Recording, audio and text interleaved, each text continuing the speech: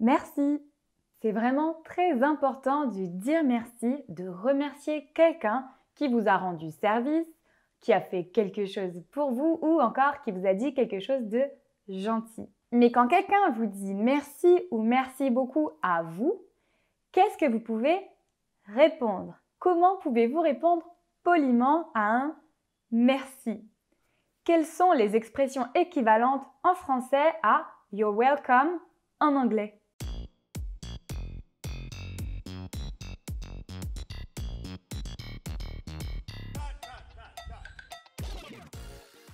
Quand vous rendez service à quelqu'un, que vous lui dites quelque chose de gentil, que vous l'aidez, la personne va vous dire merci. On vous a peut-être appris à lui répondre de rien.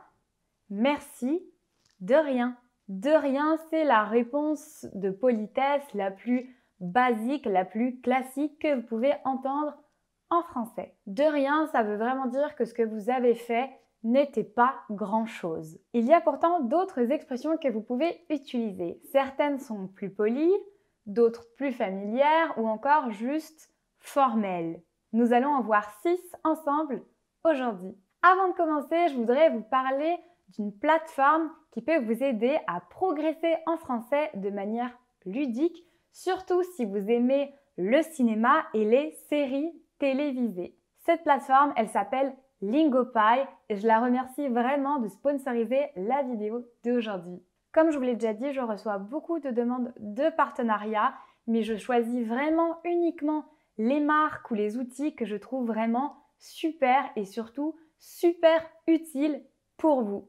Lingopie, c'est une plateforme de vidéos à la demande, de streaming, un peu comme Netflix, mais pour les personnes qui ont envie de progresser dans une langue étrangère. Sur cette plateforme, vous pouvez retrouver des films, des séries télévisées, des documentaires ou encore des émissions télévisées. Une fois que vous avez choisi une vidéo qui vous plaît, vous pouvez la lancer et vous allez avoir des sous-titres interactifs. C'est-à-dire que quand vous passez votre souris et que vous cliquez sur un mot que vous ne comprenez pas, vous allez avoir la traduction en anglais.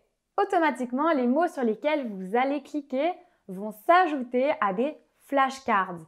Ce sont des fiches de vocabulaire. Vous pouvez aller revoir les nouveaux mots que vous avez appris, les nouveaux mots que vous avez entendus et vous pouvez à chaque fois re-regarder l'extrait dans lequel vous l'avez vu. Ça vous redonne une mise en contexte et c'est très bien pour vous pour mémoriser ces nouveaux mots. Toutes les semaines, il y a des nouveaux films et des nouvelles émissions qui vont être ajoutées sur la plateforme. Lingopie propose 7 jours d'essai gratuit. Ça vous permet de tester et de voir si ce mode d'apprentissage vous convient. Lingopie offre une promotion très généreuse de 65% sur l'abonnement annuel si vous suivez le lien dans ma description. Vraiment, merci Lingopie. Revenons maintenant au sujet de la vidéo des alternatives à l'expression de rien. La première que nous allons voir est « Je vous en prie ». Je vous en prie. Ben, je vous en prie.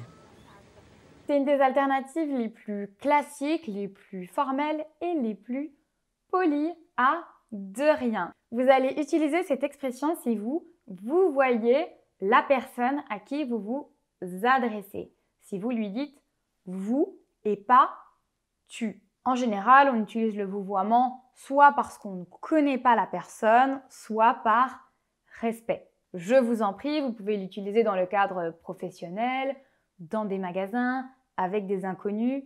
C'est vraiment très classique. Je vais vous donner une mise en contexte. Par exemple, si vous êtes en vacances à Paris et que vous allez à la réception de votre hôtel pour demander des informations sur les restaurants autour de l'hôtel. Vous allez demander à la réception, au réceptionniste, s'il connaît des bons restaurants. Il va par exemple vous répondre « Bien sûr, je peux vous conseiller le Bistrot des Plantes ou le Versifleur, ce sont des très bons restaurants. » Vous allez lui dire « Merci » et il va certainement vous répondre « Je vous en prie ». Je t'en prie. Je t'en prie, vous voyez, ça ressemble beaucoup à je vous en prie. C'est la même formule, mais en version tutoiement. Quand vous connaissez bien la personne ou que vous la tutoyez, je vous en prie va devenir je t'en prie. Ça reste une formulation vraiment très poli, assez formel tout de même. On peut bien sûr l'utiliser avec sa famille, avec des amis, avec des collègues. Voici un exemple. Si vous êtes à table avec des amis, avec votre famille et que vous demandez « Tu peux me passer le sel s'il te plaît? Merci beaucoup. » Je t'en prie. Avec plaisir. Avec plaisir, je pense que c'est l'alternative à de rien que j'utilise le plus. J'aime beaucoup cette formulation. D'une manière générale, j'utilise aussi beaucoup « je vous en prie » et « je t'en prie ». Mais c'est vrai qu'avec plaisir, j'utilise beaucoup également dans les emails, par exemple. Ça veut dire de rien, mais il y a une dimension en plus. Vous voulez exprimer que ça vous a vraiment fait plaisir d'aider une personne ou de faire quelque chose pour cette personne. Vous avez été heureux de le faire.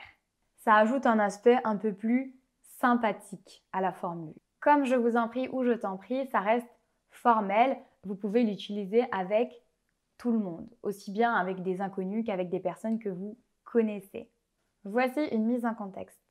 Si quelqu'un vous dit « Est-ce que tu pourrais m'aider à réviser pour mon examen de français cet après-midi? J'ai vraiment besoin d'aide. » Bien sûr, je vais t'aider à réviser. Merci beaucoup, avec plaisir. Passons maintenant à la 4e expression. Tout le plaisir est pour moi. Donc, vous voyez, ça ressemble à celle qu'on vient juste de voir avec plaisir. Et ici, tout le plaisir est pour moi. Cette formulation, elle est vraiment très formelle, très polie. La dernière fois que je l'ai entendue, je pense que c'était dans un restaurant un peu chic. Vous voulez vraiment insister sur le fait que ça vous a vraiment fait plaisir. Bien sûr, vous pouvez l'utiliser dans des cadres moins formels, mais vous voulez vraiment insister. Par exemple, vous pouvez l'utiliser dans un échange professionnel. Voici une mise en contexte. Par exemple, imaginons quand j'ai terminé mes études, j'ai dû rendre un mémoire de fin d'études et j'ai interviewé des personnes pour la rédaction de mon mémoire. Donc, je pourrais dire à une de ces personnes « Merci d'avoir accepté de me rencontrer, cela va vraiment beaucoup m'aider pour mon mémoire de fin d'études. » La personne peut répondre « Tout le plaisir est pour moi. » Il n'y a pas de quoi. Ici, on est sur une expression plus familière. Vous allez plutôt l'utiliser en famille, entre amis ou avec des collègues par exemple dont vous êtes proche. C'est plus du langage courant, moins formel. Il n'y a pas de quoi, c'est vraiment sous-entendu, il n'y a pas de quoi me remercier. Ça ne vaut même pas la peine de me dire merci. Comme vous savez, en français, on adore faire des contractions de mots. Donc très souvent, vous allez même entendre au lieu de « il n'y a pas de quoi », vous allez entendre « il n'y a pas de quoi ». Je ne sais pas si vous vous souvenez, mais j'avais fait une vidéo sur le Fast Spoken French, donc le français parlé au quotidien, le français un peu plus rapide. Très souvent, il n'y a devient ya. Je vais vous remettre la vidéo juste au-dessus si vous ne l'avez pas déjà vue pour que vous puissiez comprendre cette contraction. Merci beaucoup de m'avoir prêté ta robe pour la soirée. Il n'y a pas de quoi. Il n'y a pas de quoi. Et enfin, terminons par une dernière alternative qui est tout simplement « c'est moi ». Ça peut sembler un peu bizarre juste de dire « c'est moi », mais en réalité, ce qui est sous-entendu, c'est « c'est moi qui vous remercie ». Mais très souvent, en France, on va juste dire « c'est moi ». Cette expression, on va souvent l'utiliser quand le bénéfice était mutuel. Par exemple, si vous achetez quelque chose dans un magasin, vous allez dire merci. La personne va peut-être vous répondre « c'est moi » parce que le bénéfice est mutuel. C'est un peu similaire à « merci à vous » et « merci à toi ». Il se peut que si je dis « merci » à quelqu'un, la personne me réponde « non, merci à toi » ou « non, merci à vous ». C'est un peu la même chose que « c'est moi ». C'est un plaisir partagé. Petite mise en contexte, par exemple à la boulangerie, si je dis « Bonjour, je voudrais 2 croissants et une baguette, s'il vous plaît ». La boulangère ou le boulanger va vous les donner. Vous allez dire « merci » et la personne peut vous répondre « c'est moi » ou « merci à vous ». Voilà, c'est fini pour aujourd'hui. J'espère que cette vidéo vous a plu, que vous avez pu enrichir votre vocabulaire en français grâce à ces expressions.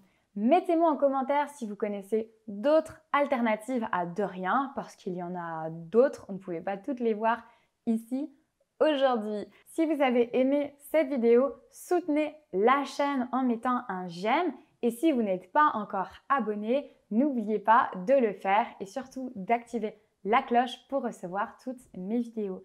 Je vous dis à bientôt!